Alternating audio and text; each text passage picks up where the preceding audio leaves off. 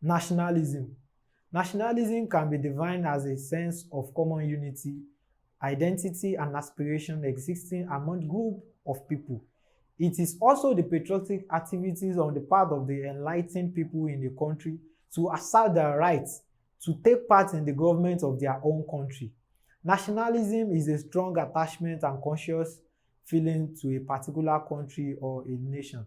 Nationalism is also the strong belief that the interests of a particular nation state are of primary importance to the people. The belief that the people share a common language, history, and culture should constitute an independent nation, free of foreign domination.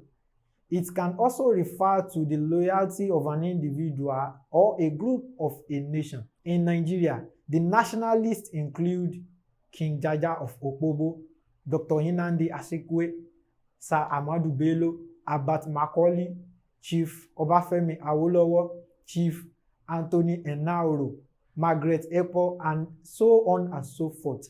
However, in Africa, there are a lot of patriotic nationalists. They include Dr. Julius Nyerere of Tanzania, Dr. Nelson Mandela of South Africa, Dr. Kwame Nkrumah of Ghana, and so on and so forth.